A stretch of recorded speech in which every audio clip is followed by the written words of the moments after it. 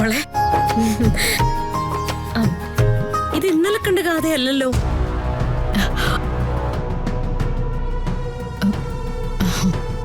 ഇന്നലെ പൂജയുടെ വിളക്ക് കത്തിച്ചപ്പോ ആ വിളക്കിന്റെ കൂട്ടത്തിൽ ഒരെണ്ണം മോളുടെ മുഖം കണ്ടപ്പോ എനിക്ക് തോന്നിയത്.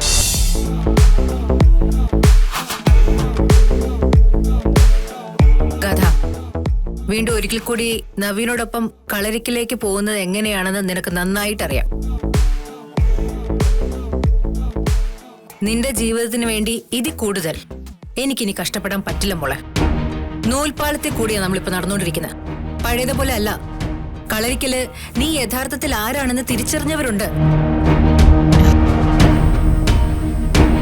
നവീന്റെ ജീവിതത്തിൽ ഉണ്ടാവണമെന്ന് അവരാഗ്രഹിക്കുന്നത് നീയല്ല, കൃഷ്ണയാണ്. കേൾക്കുമ്പോഴേ നിനക്ക് ദേഷ്യം വന്നാൽ മാത്രം പോരാ, ഞാനത് തുറന്നു പറഞ്ഞേ പറ്റൂ. ഒരു കാര്യം മോള് മനസ്സിലാക്കണം. അഹങ്കാരം കാണിച്ച് ഇനി ഒരിക്കൽ കൂടി ആ കളരിക്കൽ നിറങ്ങി വന്നാ പിന്നെ നിനക്ക് അങ്ങോട്ടേക്ക് തിരിച്ചു പോക്കില്ല കുട്ടി. മമ്മി, ഗാഥ മാഡം, അവർക്ക് ആവശ്യം കൃഷ്ണയാണെങ്കിൽ അതിനർത്ഥം അവളുടെ ശാന്തമായ സ്വഭാവം അവർക്ക് വേണ്ടതെന്നോ? അത് ഗാഥ മാഡത്തിന് പറ്റിയാൽ മതി. എല്ലാവരോടും സന്തോഷത്തോടെ പെരുമാറണം. ഒരാളോടും വെറുപ്പ് സമ്പാദിക്കരുത്.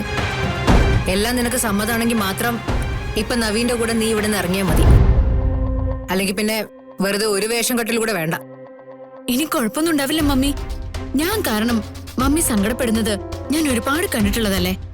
ഇനി അങ്ങനൊന്നും ഉണ്ടാവില്ല, ഉറപ്പാ. നീ നവീനും മനസമാധാനത്തോടെ ജീവിക്കുന്നു എന്ന് ഉറപ്പ് വരുത്തിയിട്ട് വേണം എനിക്ക് എന്റെ മാറ്റിവെച്ച ജീവിതത്തിലേക്കൊന്ന് കടക്കാനായിട്ട്. എത്ര നാളായി മോളെ ഒന്ന് ഓഫീസിലേക്ക് പോലും ഞാനൊന്നും ചെന്നിട്ട്. എല്ലാം ഞാൻ തന്നെ ചെയ്യണ്ടേ? അതിനെന്താ, മമ്മിയുടെ ഓഫീസ് കാര്യങ്ങളൊക്കെ കൃത്യമായിട്ട് നോക്കിക്കോളൂ. ഇടയ്ക്ക് വിളിച്ച് ഞാൻ ഹാപ്പിയാണോന്ന് മാത്രം ചോദിച്ചാൽ മതി. ഞാൻ ഹാപ്പി ആയിരിക്കും.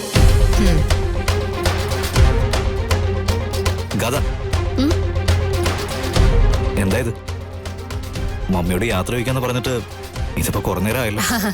അത് നവീൻ അറിയില്ലേ? എത്ര വർഷം കഴിഞ്ഞാലും മക്കള് വന്നിട്ട് ഭർത്താവിന്റെ വീട്ടിലേക്ക് തിരിച്ചു പോകാൻ നേരത്ത് അമ്മമാർക്ക് എന്തെങ്കിലും പറയാനുണ്ടാവും. അമ്മമാര് പറഞ്ഞു കൊടുക്കുന്നൊക്കെ വരുന്ന മകള് അത് പ്രാക്ടിക്കലാക്കിയാൽ മാത്രം മതി. ആ അതന്നെ, ഞാൻ അതാ മമ്മിയോട് പറഞ്ഞോണ്ടിരുന്നെ. മമ്മി പേടിക്കണ്ട, ഇനി എന്റെ ഭാഗത്തുനിന്ന് ഒരു മിസ്റ്റേക്കും ഉണ്ടാവില്ല എന്ന്. ആ എങ്കിൽ പിന്നെ നമുക്ക് ഇറങ്ങാം നവീൻ. ഇറങ്ങട്ടെ മാഡം, ഇറങ്ങട്ടെ സിനി. നവീൻ, ഞാൻ ഇവളോട് പ്രത്യേകിച്ചൊന്നും പറയുന്നില്ല. നവീൻ ഇവളുടെ അടുത്ത് കാണിക്കുന്ന ക്ഷമ മറ്റൊരു ചെറുപ്പക്കാരനും കാണിക്കില്ല. ഇനി എന്തെങ്കിലും ചെറിയ തെറ്റുകൾ ഇവളുടെ ഭാഗത്തുനിന്ന് വന്നാലും ചെറിയ ചെറിയ തെറ്റുകളൊക്കെ അങ്ങോട്ടും ഇങ്ങോട്ടും പൊറുക്കണം മാഡം. അതൊരു ദാമ്പത്യ ജീവിതത്തിൽ അത്യാവശ്യമാണ്. ഗാഥ ചെറിയ ചെറിയ വഴക്കുകളൊക്കെ ഇട്ടോട്ടെ, ഞാൻ തമാശയായിട്ടേ കാണുള്ളൂ, അല്ലേ ഗാഥ?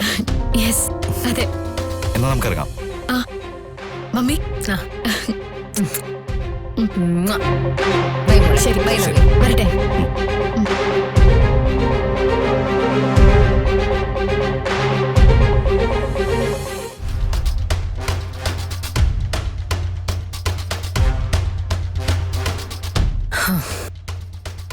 വീണ്ടും ഒരു യാത്രയപ്പും കൂടി. ഓരോ തവണ ഇത് ചെയ്യുമ്പോഴും വല്ലാത്തൊരു പ്രതീക്ഷയില്ല ഇനി പ്രശ്നങ്ങളൊന്നും ഉണ്ടാവില്ലെന്ന്. പക്ഷെ പറഞ്ഞിട്ടെന്താ കാര്യം? ഇനിയല്ല അവളുടെ കയ്യില.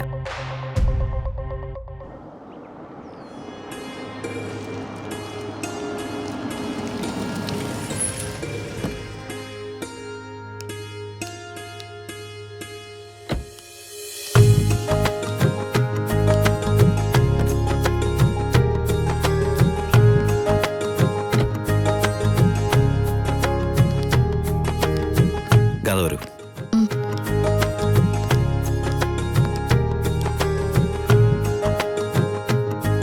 അമ്മേ,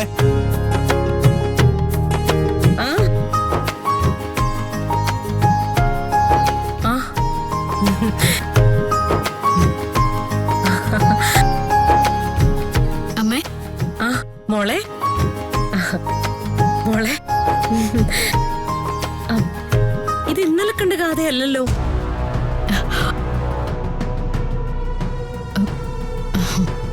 ഇന്നലെ പൂജയുടെ വിളക്ക് കത്തിച്ചപ്പോ ആ വിളക്കിന്റെ കൂട്ടത്തിൽ ഒരെണ്ണം മോളുടെ മുഖം കണ്ടപ്പോ എനിക്ക് തോന്നിയത്. എന്നിട്ട് ഇപ്പൊ എന്താ മോള് വല്ലാതിരിക്കുന്നേ? അതെന്താ അമ്മയ്ക്ക് അങ്ങനെ തോന്നിയെന്നൊന്നും എനിക്ക് അറിഞ്ഞൂടാ.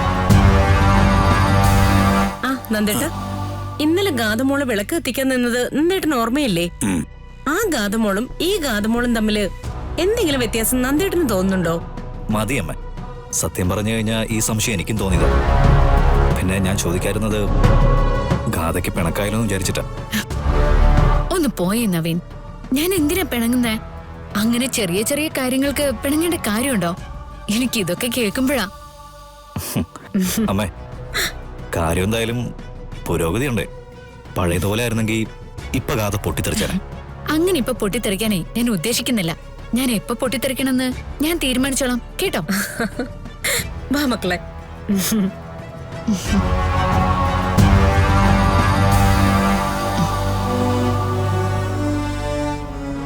അമ്മയും മോളും കൂടി വീണ്ടും ചതി കാണിച്ചു അല്ലേ?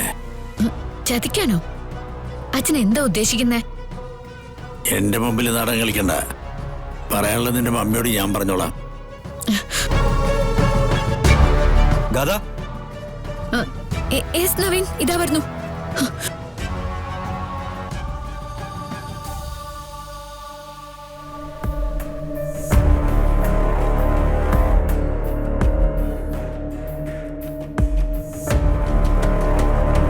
നവീന്റെ കൂടെ അയച്ച പെൺകുട്ടി ഇവിടെ എത്തിയിട്ടുണ്ട്.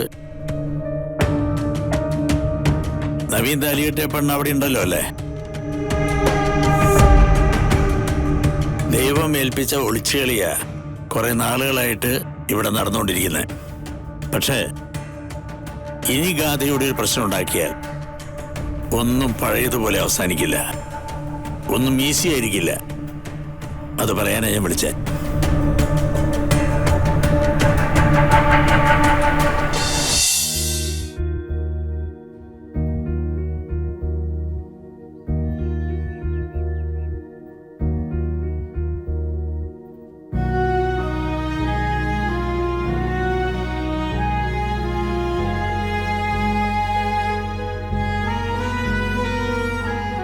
അമ്മേ,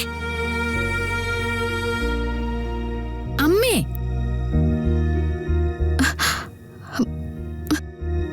അമ്മേ, അമ്മേനെ വിളിക്കുന്നത് കേൾക്കുന്നില്ലേ? നീ എന്തിനാ എന്നെ വിളിക്കുന്നത്? ഓ, അമ്മയോട് വലിയ സ്നേഹമാണെന്ന് പറയാനായിരിക്കും. അങ്ങനെയാണല്ലോ എന്നെ പറഞ്ഞ് വിശ്വസിപ്പിച്ചിരിക്കുന്നത്. ഞാൻ ദൈവത്തിന് സമമാണ്, ദൈവത്തെ എങ്ങനെയാണോ കാണുന്നത് അങ്ങനെയാ കാണുന്നതെന്നൊക്കെ. അത് അങ്ങനെ തന്നെയാണല്ലോ. അതിനിപ്പോ ഇവിടെ എന്താ സംഭവിച്ചേ? ദേ, എന്നെ കൊണ്ടൊന്നും പറയിപ്പിക്കണ്ട.